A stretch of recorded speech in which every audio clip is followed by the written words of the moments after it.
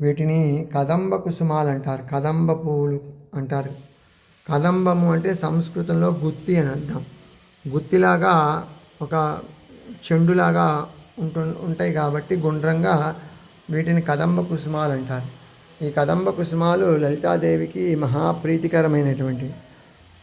లలితాదేవి యొక్క మంత్రిని రూపిణి అయినటువంటి శ్యామలాదేవికి కూడా కదంబ కుసుమాలంటే చాలా ఇష్టం. వీటికే నీపము అని కూడా పేరు. నీప అన్న కదంబం అన్న ఒకటే. ఈ కదంబ కుసుమాలు చక్కగా కుసుమించిన సమయం ఇది. చక్కగా అమ్మవారికి కదంబ కుసుమాలతో అలంకారం చేసి మనం ఆ కదంబ కుసుమాలతో అలంకృత అయినటువంటి కదంబ వనవాసిని ముని కదంబ కాదంబిని కూడా మనం భావన చేద్దాం. కదంబము అంటే గుత్తి, సమూహము అని అర్థం. కాబట్టి పూలు గుత్తులు గుత్తులుగా ఇట్లా పఫ్స్ అంటారు కదా ఇంగ్లీష్లో, ఆ పఫ్ లాగా ఉంటాయి కాబట్టి బాల్స్ లాగా చాలా అందంగా ఉంటాయి. అమ్మవారికి కదంబ కుసుమాలంటే చాలా ఇష్టం.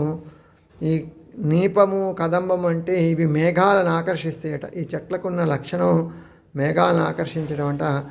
ఇవేయో లడ్డూలు చేసి పెట్టారా అనుకోకండి, లడ్డూలు కాదు ఇవి, కదంబ కుసుమాలతో అమ్మవారికి అలంకారం. ఆ కదంబ వనవాసిని అయినటువంటి ముని కదంబ కాదంబిని అయినటువంటి ఆ జగన్మాత లోకాన్నంతా కూడా చల్లగా చూస్తూ మనందరినీ అనుగ్రహించాలని కోరుకుంటూ లోకా సమస్త సుఖినో భవంతు, సర్వే జనా సుఖినో భవంతు, లోకం సమస్తం సన్మంగళాని భవంతు. శాంతి శాంతి.